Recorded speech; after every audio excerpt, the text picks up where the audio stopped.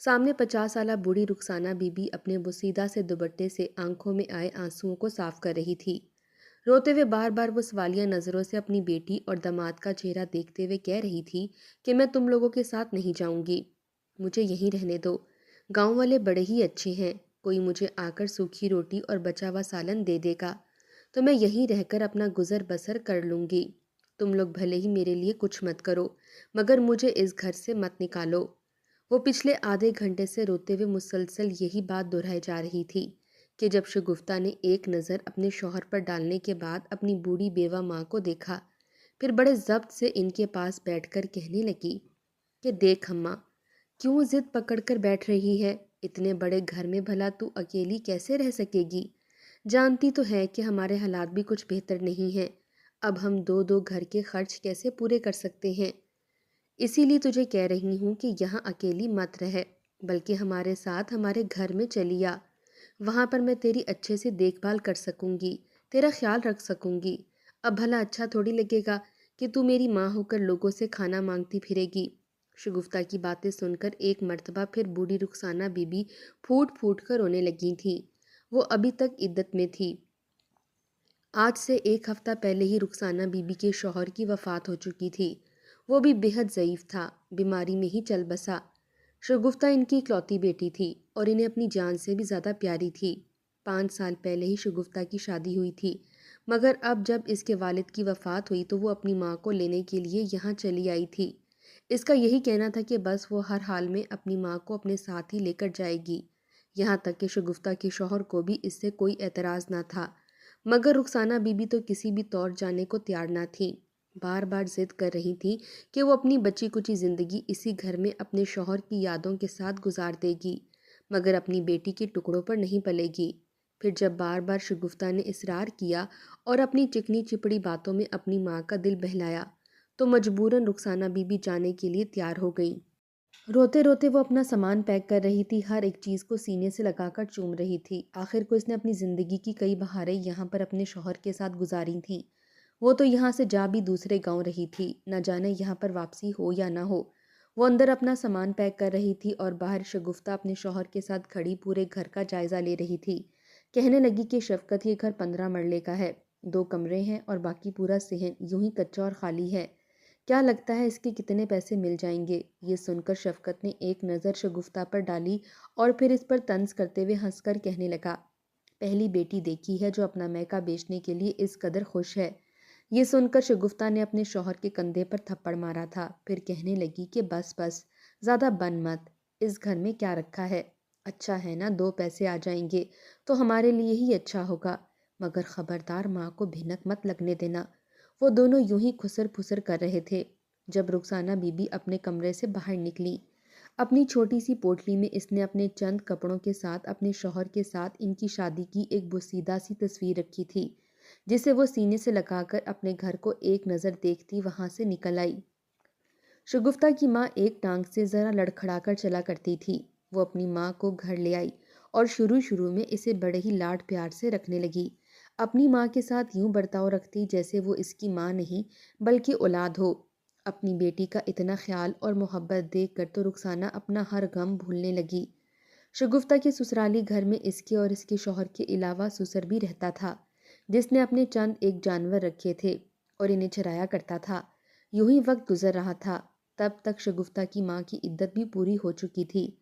عدت پوری ہوتے ہی وہ اپنے داماد سے کہنے لگی کہ مجھے میرے شوہر کی قبر پر لے جاؤ، میں ایک مرتبہ جا کر اپنے شوہر کی قبر پر پھولوں کی چادر ڈالنا چاہتی ہوں، اس کی قبر کے پاس بیٹھ کر فاتحہ پڑھنا چاہتی ہوں۔ اپنی ساس کی یہ خواہش دیکھ کر داماد اسے لے بھی گیا، مگر اس روز وہ بے حد خوش تھا کیونکہ آج ہی کے روز وہ گھر بک چکا تھا اور اس کی پوری رقم ان کے اکاؤنٹ میں ٹرانسفر ہو چکی تھی۔ گھر آ کر جب شگفتہ کے شوہر نے یہ خبر شگفتہ کو بتائی تو وہ خوشی سے پھولے نہیں سما رہی تھی، خوشی سے اپنے شوہر کے گلے لگ کر مبارکباد دینے لگی، تو دونوں ہی اس بات سے انجان تھے کہ دروازے کے پاس کھڑی رخسانہ بی بی ان کی بات سن چکی ہے۔ رخسانہ بی بی کے پیروں کے نیچے سے تو جیسے زمین ہی نکل چکی تھی۔ وہ مارے صدمے کے چلتی ہوئی کمرے میں آئی اور اپنی بیٹی اور داماد کو دیکھنے لگی۔ شگفتہ سے کہنے لگی کہ یہ میں کیا سن رہی ہوں؟ کیا تم لوگوں نے سچ میں میرا گھر بیچ دیا ہے؟ چھپانے کا تو کوئی فائدہ نہیں تھا، اس لیے شگفتہ خود ہی بولی کہ ہاں اماں، اتنا بڑا گھر کس کام آئے گا؟ ویسے بھی اس گھر پر اور ساری جائیداد پر میرا ہی حق تھا، اس لیے میں نے یہی بہتر سمجھا کہ اسے بیچ کر پیسے لے لوں۔ اب تمہارا خرچ بھی تو ہم نے ہی اٹھانا ہے۔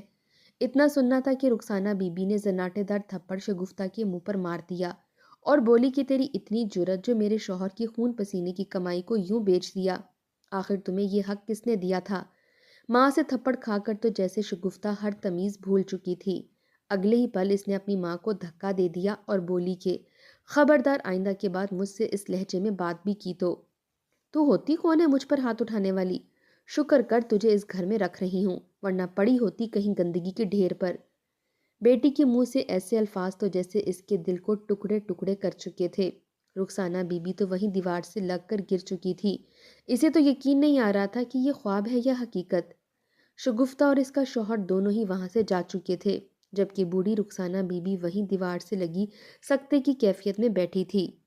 وہیں شفقت کا باپ جو ابھی ابھی بکریاں چرا کر آیا تھا، جب اس نے رخسانہ بی بی کو یوں سکتے کی کیفیت میں دیکھا تو گہری سانس خارج کر کے اس کے پاس چلا آیا اور پوچھنے لگا کہ آخر کیا بات ہے، کیا ہوا ہے بہن؟ رخسانہ بی بی دھاڑے مار مار کر روتے ہوئے بتانے لگی تو شفقت کا باپ بھی وہیں بیٹھ گیا، کہنے لگا کہ بہن جی آپ نے بہت بڑی غلطی کر دی۔ میں بوڑھا اس گھر میں ان لوگوں کی روزانہ کے بدلتے تیور دیکھ کر تنگ آ چکا تھا، یہی دعا تھی کہ بس جلد از جلد خدا مجھے اپنے پاس بلا لے۔ میں مزید اپنے بیٹے اور بہو پر بوجھ نہیں بننا چاہتا، مگر خیر شاید آپ کی قسمت میں بھی یہ سب جاننا لکھا تھا۔ وہ دونوں بوڑھے بزرگ یوں ہی بیٹھ کر اپنے دل کی بھڑاس نکالنے لگے تھے، کیونکہ دونوں کا ہی دکھ ایک جیسا تھا۔ بیٹی کے بدلتے تیور تو جیسے رخسانہ بی بی کی سانس مزید تنگ کرنے لگے تھے۔ انہوں نے تو کبھی خواب میں بھی نہیں سوچا تھا کہ بیٹی اس قدر بھی لالچی ہو سکتی ہے۔ کتنی مرتبہ وہ رو کر شگفتہ سے کہہ چکی تھی کہ ارے بیٹے تو بدل ہی جایا کرتے ہیں، مگر تجھ جیسی بیٹیاں بھی بدلتی ہیں، میں نے کبھی نہیں سوچا تھا۔ شگفتہ ان باتوں کا کوئی جواب نہ دیتی اور سر جھٹک کر وہاں سے چلی جایا کرتی تھی۔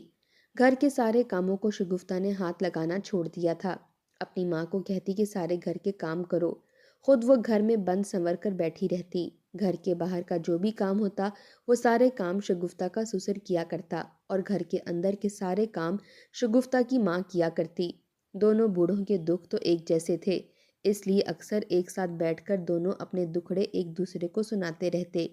اس پر بھی شگفتہ کو بہت اعتراض ہوتا، اپنی ماں کو الگ لے جا کر کہتی کہ یہ کیوں تو شفقت کے باپ کے ساتھ بیٹھ کر باتیں کرتی رہتی ہے، اگر کوئی باہر کا بندہ دیکھ لے تو کیا سوچے گا؟ ایک روز رخسانہ بی بی گھر میں جھاڑو دے رہی تھی، گرمی بہت شدید تھی، اس نے صبح ناشتہ بھی نہیں کیا تھا اور اب اس کی طبیعت مزید خراب ہونے لگی تو وہ وہیں بے ہوش ہو کر گر گئی۔ شگفتہ اپنے کمرے میں لمبی تان کر سو رہی تھی، جب باہر سے سودا سلف لے کر شفقت کا باپ گھر آیا، رخسانہ بی بی کو گرا دیکھ کر فوراً اس کی طرف دوڑ کر آیا، اسے اٹھانے لگا۔ شگفتہ کو بھی آوازیں دی مگر شگفتہ نہ آئی۔ کچھ ہی دیر بعد شفقت گھر میں داخل ہوا تو دونوں کو ایک ساتھ دیکھ کر اس کے ماتھے پر بل پڑ چکے تھے، نہ چاہتے ہوئے بھی ان دونوں کو شک کی نظر سے دیکھا جانے لگا تھا۔ شفقت نے میڈیکل سٹور سے جا کر اپنی ساس کو دوا تو لا دی، مگر کچھ ہی روز بعد رخسانہ بی بی کا پیٹ دھیرے دھیرے پھولنے لگا، اس کا جی متلاتا رہتا اور چکر آنے لگے۔ ماں کا پھولتا ہوا پیٹ دیکھ کر تو شگفتہ اپنی ماں کو شک کی نظر سے دیکھنے لگی، اب تو وہ اپنی ماں کو گالیاں بھی دیتی اور تھپڑ بھی مار دیا کرتی تھی۔ بیٹی کا یہ ستم دیکھ دیکھ کر تو رخسانہ بی بی کی ذہنی کیفیت بھی بگڑتی چلی جا رہی تھی۔ ایک روز درد کی شدت سے رخسانہ بی بی آدھی رات کو پیٹ پکڑ کر رونے لگی تو مجبوراً شگفتہ نے شفقت کو ساتھ لیا اور اپنی ماں کو ہسپتال لے گئی۔ ڈاکٹر نے کچھ ٹیسٹ اور دوائیاں لکھ کر دیں اور رخسانہ بی بی کو گھر بھیج دیا۔ فجر کا وقت تھا، رخسانہ بی بی کو ہوش آیا تو پیاس کی شدت سے کراہنے لگی، کرا کر پانی پانی کی آواز بلند کرنے لگی۔ جب شفقت کا باپ نماز پڑھ کر گھر میں داخل ہوا، رخسانہ بی بی کی آواز سنی تو فوراً صحن میں پڑے ہوئے گھڑے سے پانی نکال کر رخسانہ بی بی کو پلانے لگا کہ تبھی سرگوشیوں کی آوازیں سن کر شگفتہ اور شفقت اٹھے۔ ماں کی کراہتی آواز تو وہ بھی سن رہی تھی مگر اپنی جگہ سے نہیں ہلی تھی۔ اب ایک دم سے خاموشی اور سرگوشیوں نے انہیں چونکا دیا تھا۔ دونوں ہی اٹھ کر دھیرے سے اس جانب کو آئے، انہوں نے اپنے سسر اور اپنی ماں کو ایک ساتھ چارپائی پر بیٹھا دیکھا۔ شگفتہ تو غصے سے بپھر اٹھی، شفقت سے کہنے لگی کہ مجھے تو لگتا ہے یہ دونوں بڈھے اپنے بڑے ہونے کا فائدہ اٹھا رہے ہیں، یہ دونوں تو ہماری اس گاؤں میں ناک کٹوا کر رکھ دیں گے۔ ہمیں تو باہر سر تک نکالنے پر جوتیاں پڑیں گی، جوتیاں۔ لوگ ہم پر تھو تھو کریں گے۔ ویسے بھی اماں کی جو حالت لگ رہی ہے، مجھے تو کچھ اور ہی شک ہو رہا ہے۔ اتنا سننا تھا کہ شفقت غصے سے آگ بگولا ہو گیا۔ اس کے خون نے جوش مارا۔ مارے غصے کے وہ باہر گیا اور اپنے باپ کو گریبان سے پکڑ کر مارنے لگا۔ کہنے لگا کہ تجھے شرم نہیں آتی؟ اس عمر میں بھی تو یہ سب کچھ کرتا پھر رہا ہے۔ رخسانہ بی بی نے اپنے داماد کو روکنا چاہا تو داماد کا شک اور بھی پختہ ہو گیا۔ کہنے لگا کہ تم دونوں ہمارے پیٹھ پیچھے یہ سب کچھ کرتے پھر رہے ہو، تبھی میں کہوں کہ اس کی طبیعت دن بدن کیوں خراب ہوتی چلی جا رہی ہے۔ رخسانہ بی بی جب تک مطلب سمجھی تب تک بہت دیر ہو چکی تھی۔ وہ تو اپنے سفید چاندی آئے بال کھول کر اپنا سر پیٹنے لگی اور بولی کہ یہ تم لوگ کیا کہہ رہے ہو؟ خدا سے ڈرو، میرا خدا گواہ ہے۔ مگر اسی پل شفقت پستول لایا اور لا کر اپنے ابا کو گولیاں مار دیں۔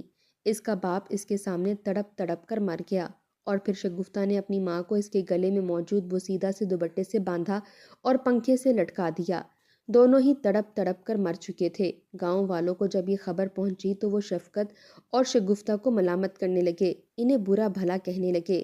کیسی اولاد ہے جو اپنے ماں باپ کو قتل کر چکی ہے؟ مگر بہرحال یہی بات انہوں نے عام کر دی کہ دونوں نے خودکشی کی۔ ہم دونوں کا اس میں کوئی ہاتھ نہیں۔ شفقت نے بڑی ہی عجلت میں اپنے والدین کو دفن کیا تھا۔ ایک مرتبہ بھی ان کا وجود نہیں کانپا کہ وہ دونوں ہی اپنے ماں باپ کو قتل کر چکے ہیں۔ وہ دونوں یوں پرسکون تھے جیسے زندگی کا کتنا ہی بڑا بوجھ ان کے کندھوں سے ہٹ چکا ہے۔ اپنے والدین کو قتل کرنے کے بعد جب اگلے دن رخسانہ بی بی کی رپورٹ آئی تو یہ دیکھ کر وہ ایک پل کو گنگ رہ گئی، کیونکہ رپورٹ میں لکھا تھا کہ رخسانہ بی بی کے پیٹ میں پانی تھا، اس کا جگر پھول رہا تھا، مگر انہوں نے اسے حاملہ جان کر اپنے ہاتھوں سے مار دیا۔ شادی کو 8 سال گزر چکے تھے، مگر اتنے عرصے میں ان دونوں کی اولاد نہیں ہوئی تھی۔ وقت یوں ہی تیزی سے آگے کی جانب بڑھنے لگا اور 10 سال بیت گئے۔ دونوں میں سے کسی ایک کو بھی اپنی غلطی کا پچھتاوا نہیں ہوا تھا اور نہ ہی دونوں میں سے کسی نے ایک مرتبہ بھی یہ سوچا کہ جا کر اپنے والدین کی قبروں کا حال دیکھا جائے یا پھر دیکھ بھال کی ضرورت تو نہیں۔ شفقت ذمہ دار تھا۔ آج تک اس نے جو بھی کام کیا تھا اس میں اسے نقصان ہی اٹھانا پڑا تھا۔ اس لیے شگفتہ نے اپنے میکے کا گھر بیچ کر سارے پیسے شفقت کو دیے اور کہنے لگی کہ اس سے اپنا کوئی کاروبار شروع کر لو۔ کاروبار کرنا تو خیر اس کے بس کی بات نہ تھی، نہ ہی رقم اتنی زیادہ تھی جو کاروبار اچھے طریقے سے شروع کیا جا سکتا تھا۔ اس لیے اس نے سوچا کہ ان پیسوں سے وہ اس گاؤں میں ہی ایک زمین خرید لے گا اور وہاں پر کھیتی باڑی کرے گا۔ اپنا کام ہوگا، منافع اپنا ہوگا تو ان کے دن بھی اچھے ہونے لگیں گے۔ اوپر سے دن بدن بڑھتی مہنگائی نے ان دونوں کی زندگی مزید تنگ کرنا شروع کر دی تھی۔ اوپر سے اولاد کا نہ ہونا تو جیسے انہیں مزید پریشان کر چکا تھا۔ شگفتہ کتنے ہی ڈاکٹروں سے اپنا علاج کروا چکی تھی جو بھاری فیسیں اور مہنگی دوائیاں پکڑا دیا کرتے، مگر ان سے انہیں آج تک کوئی افاقہ نہیں ہوا تھا۔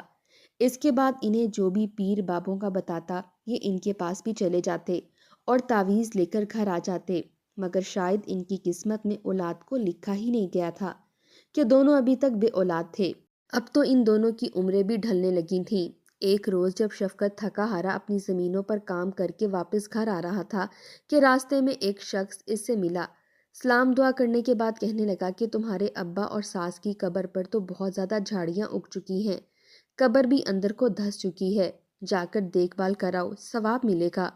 اور شخص کی یہ بات سن کر شفقت ہنسنے لگا تھا، طنز کرتے ہوئے کہنے لگا کہ بھائی یہ ثواب تم ہی کما لو، میرے پاس اتنا وقت نہیں ہے کہ گری ہوئی قبریں ٹھیک کر کے ثواب کماتا پھروں۔ اس شخص کا مذاق اڑا کر وہ وہاں سے چلا گیا تو وہ شخص بھی گویا استغفار کا ورد کرتا وہاں سے آگے بڑھ گیا۔ گاؤں والوں نے بہت عرصے سے ہی ان سے دوری بنا کر رکھی تھی۔ کوئی بھی ان کے ہاں نہ آتا تھا نہ جاتا تھا، نہ ہی کوئی بات کرتا تھا اور نہ ہی شگفتہ نے کسی کے ساتھ بنا کر رکھی تھی۔ وہ اپنی زمین پر ہی محنت کر رہے تھے تاکہ اچھی فصل اگے اور انہیں اچھا منافع ہو۔ ایک روز جب شگفتہ سوئی تو اسے خواب میں اس کی ماں نظر آئی تھی جو اس کے ابا کے ساتھ بیٹھی رو رو کر ہاتھ اٹھائے شگفتہ کی شکایتیں خدا کو بتا رہی تھی اور اس کے والد غصے سے اسے دیکھ رہے تھے۔ اپنے والدین کو یوں اپنے سامنے دیکھ کر تو جیسے وہ بکھلا کر اٹھ بیٹھی تھی۔ اسے خوف سا محسوس ہونے لگا تھا۔ آدھی رات کو اس کا جی گھبرانے لگا تو فوراً کچن میں گئی اور پانی پینے لگی۔ پانی آدھا اس کے منہ میں اور آدھا اس کے کپڑوں پر گر رہا تھا۔ اتنے سالوں بعد اپنی ماں کو اور اپنے ابا کو دیکھ کر تو وہ ہڑبڑا سی چکی تھی۔ ایک پل کو اس نے نظر پیچھے ماضی پر ڈالی، کیسے اس نے اپنے ان ہاتھوں سے اپنی ماں کو مار دیا تھا۔ اس کی ماں کا آخری وقت جب اس کی سانسیں نکل رہی تھیں تو وہ کیسے تڑپ رہی تھی، تڑپ تڑپ کر وہ ایڑیاں رگڑ رہی تھی۔ اس نے کتنی ہی مرتبہ اپنے ہاتھ بھی اپنی بیٹی کے سامنے جوڑے تھے، مگر اس نے اپنی ماں کو مار دیا تھا۔ اسے خوف سا محسوس ہونے لگا تھا کہ کہیں اس کے ساتھ بھی کچھ ایسا ہی نہ ہو جائے۔ شاید اسی وجہ سے اس کی اولاد بھی نہیں ہو رہی تھی۔ طرح طرح کے وسوسے تھے جس نے اسے گھیر لیا تھا۔ ایک ڈپریشن سا تھا جو اسے ختم کرتا جا رہا تھا۔ وہیں جب فصل پک کر تیار ہونے لگی تو شفقت کی محنت شاید رنگ لے آئی تھی، کیونکہ اس کی فصل باقیوں کی فصل سے کئی گنا زیادہ تھی۔ وہ باقیوں کے سامنے اترا کر چلنے لگا کہ ہر کوئی تو اس سے ہی گندم خریدے گا اور وہ منہ مانگی رقم پر شہر جا کر بیچے گا۔ مگر اگلے ہی روز سے بے موسمی بے وقت کی بارشیں شروع ہو گئی۔ بارشیں تو ایسے اچانک آئی تھیں کہ کوئی سمجھ ہی نہ سکا، نہ ہی محکمہ موسمیات والوں نے الرٹ جاری کیا تھا۔ یہ تو خدا کے کام تھے۔ بارش لگاتار شروع ہو چکی تھی۔ پہلے تو یہی سمجھا گیا کہ آدھے گھنٹے بعد بارش بند ہو جائیں گی، مگر ایسا نہ ہوا۔ ایک پورا دن گزر چکا تھا اور بارش ابھی تک نہیں رکی تھی۔ شفقت تو بہت پریشان تھا کہ اب کیا ہوگا، اس کی ساری فصل خراب ہو جائے گی۔ ارے فصل تو پک کر تیار ہو چکی تھی۔ دونوں ہی میاں بیوی سر پکڑ کر بیٹھ چکے تھے کہ ساری جمع پونجی تو اس زمین اور فصل میں لگا دی تھی، اب اگر یہ فصل بھی چلی گئی تو ہمارا کیا بنے گا۔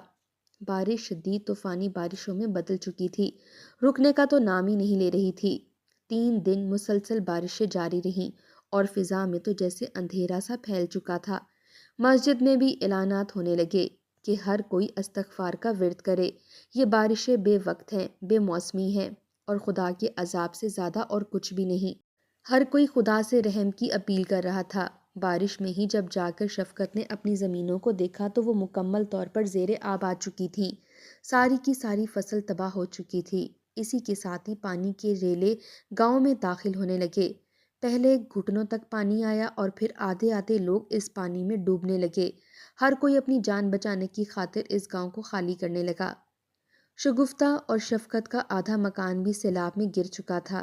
ان دونوں نے بھی بہرحال اپنے اس گھر کو دیکھا، روتے دھوتے اپنا سامان پیک کیا اور محفوظ مقام پر جانے کے لیے نکل گئے۔ دروازے کے پاس کھڑے کتنے ہی دیر رو کر وہ اپنے اس گھر کو دیکھنے لگے تھے۔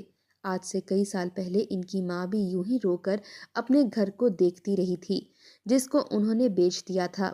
وہ روتی ہوئی گھر سے نکلی اور اپنے سر پر سامان رکھے ہوئے وہ سیلاب کے پانی سے گزرتے ہوئے دوسرے علاقوں کی جانب جا رہے تھے کہ تبھی شدید طوفانی بارش ایک مرتبہ پھر شروع ہو گئی اور شگفتہ اور شفقت ایک دوسرے سے بچھڑ گئے۔ ان کا سامان بھی سارا پانی میں ڈوب چکا تھا۔ پانی میں آگے چلتے ہوئے اچانک شگفتہ کا پیر کسی چیز سے اٹک گیا۔ اس نے خود کو بہت چھڑوانے کی کوشش کی، وہ پانی میں ڈوبنے لگی تھی مگر اس کا پیر اپنی جگہ سے ہل نہ سکا۔ ایسے لگ رہا تھا جیسے کسی نے اسے وہیں پر پکڑ لیا ہو۔ وہ بہت کوشش کرتی رہی، اس سے سانس نہیں لیا جا رہا تھا۔ وہ وہیں پر پھنس کر رہ چکی تھی۔ دوسری جانب شفقت پانی کے بہاؤ میں بہتا ہوا جا کر ایک درخت کے ساتھ لگا تھا۔ اس کا سر پھٹ چکا تھا۔ اس کے باوجود وہ خود کو بچانے کی کوشش میں لگا ہی تھا کہ جب ایک بھاری بھرکم پتھر آ کر اس کے سر پر لگا۔ اس کا سر تو جیسے مکمل طور پر کھل چکا تھا۔ 2 دن تک مسلسل یہ بارشیں جاری رہیں۔ جب بارشیں رکیں تو پانی بھی دھیرے دھیرے وہاں سے ختم ہونے لگا۔ اس گاؤں میں لوگوں کا مالی نقصان تو ہوا تھا مگر جانی نقصان صرف 2 لوگوں کا ہوا تھا اور وہ شگفتہ اور شفقت تھے۔ کیچڑ سے لت پت مٹی میں دھنسے ان کے وجود جب لوگوں نے نکالے تو وہ استغفار کا ورد کرنے لگے تھے۔ دونوں کی تو حالتیں ہی بگڑ چکی تھیں۔ شگفتہ کا پیر اپنی ماں کی قبر میں ہی پھنسا ہوا تھا۔ 2 دن تک مسلسل وہ کیچڑ اور پانی میں رہے تھے کیونکہ جسموں میں کیڑے پڑ چکے تھے۔ جسم نے بدبو چھوڑ دی تھی اور لوگ ان سے دور بھاگ رہے تھے۔ پھر بھی کسی نہ کسی طرح انہیں غسل دلایا گیا اور پھر انہیں اسی قبرستان میں دفنا دیا گیا۔ وہ دونوں ہی عبرت کا نشان بن چکے تھے۔ ایک مرتبہ پھر آج سے 15 سال پہلے کا واقعہ سامنے آ چکا تھا۔ لوگ ان دونوں کا قصہ سناتے ہوئے کہنے لگے تھے کہ ان دونوں نے اپنے والدین کے ساتھ بہت برا سلوک کیا تھا، انہیں اپنے ہاتھوں سے مار دیا تھا، تو پھر دیکھو آج خدا نے کیسے انصاف کیا۔ یقیناً ہمارے گاؤں پر عذاب ہی ان دونوں کی وجہ سے آیا، انہی دونوں کی وجہ سے خدا نے ہمارے گاؤں پر یہ قہر ڈھایا۔